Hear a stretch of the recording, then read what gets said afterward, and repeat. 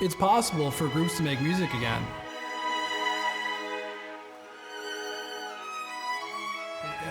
Unfortunately, we can't quite do it for live audience right now, but I felt it very important that we as an orchestra get together and play. That alone would be nice. I mean, we have the added bonus of we're, filming and recording ourselves, but even if we just got together and made music together, again, I'd be very happy to do that, so. It's possible for organizations to do this, I think, and do it safely. From the first note we played, it's weird having not heard the sound of string orchestra in a while. Especially in a space like this, which is very resonant. You don't get that in recordings. It's a very natural, organic sound. This new church preservation foundation, this hall, is celebrating their 150th year.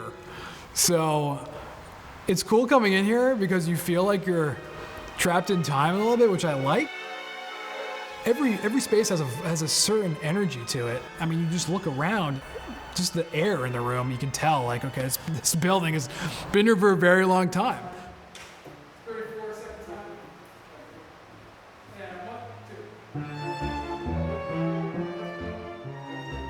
2. I'm surprised I didn't start crying.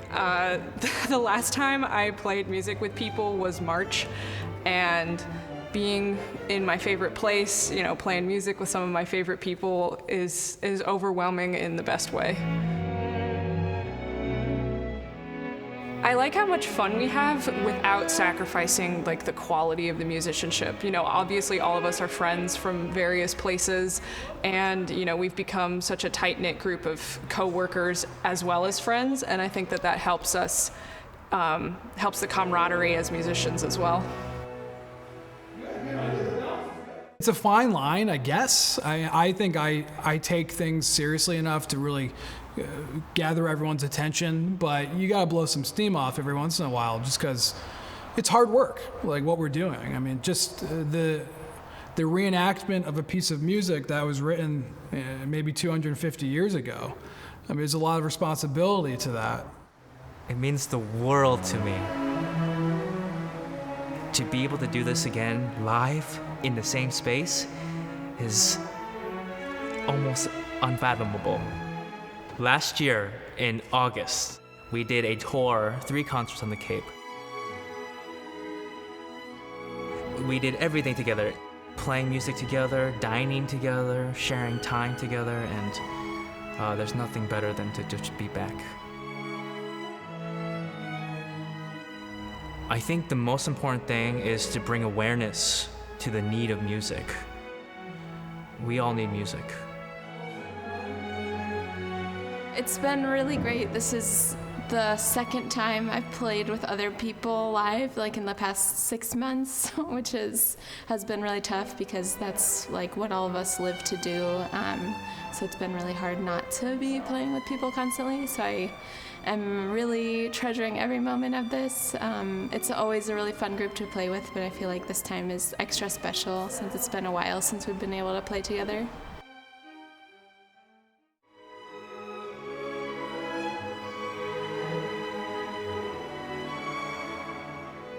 It's a little relaxing in many ways because we don't have to deal with selling tickets and all of those things, and so we just get to make music together. The downside is we don't have a live audience. As musicians, we thrive on audience participation, whether it be clapping, and we just feed off of that, whatever they give us, and so yeah, it's definitely been hard. I love that it's a smaller group. Each singular voice can be heard, and yet we're still a section. I think something that I first found amazing with this orchestra is just all my friends are here. I've done a chamber series, like a quintet live stream. I've done a couple solo live streams, but nothing of this magnitude with people. I've been doing a lot of arranging, specifically Korean pop tunes. So I think now's sort of the time to explore and try new things.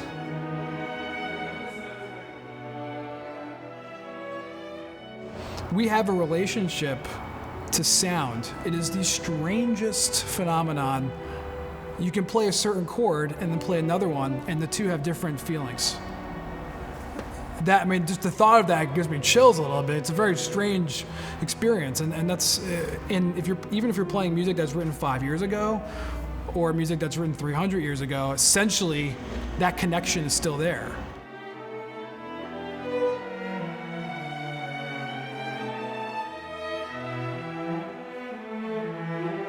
Now what we can do is we try to do research on maybe come to terms with how this music was performed in the day. We develop a style of playing it. There's a certain tradition that goes along with a lot of these pieces. I'm not always too crazy about tradition because I think we need to make music now and be spontaneous in the way that we interpret the notes in front of us. And it's even with all the preparation I do, I tend to forget everything when I get in the room.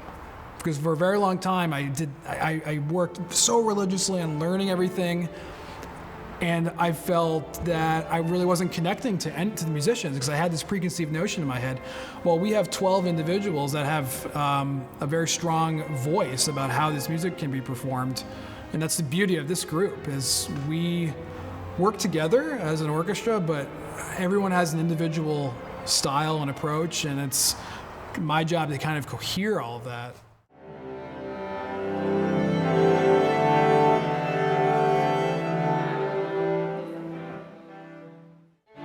I'd just like to thank all of our supporters and donors for helping us make this weekend happen. I look forward to keep playing in some capacity for everyone and just keep inspiring people, especially on Cape Cod. I think there's a lot of great art and artists that during the pandemic it's just been very difficult for them to hone in their craft and present things to people.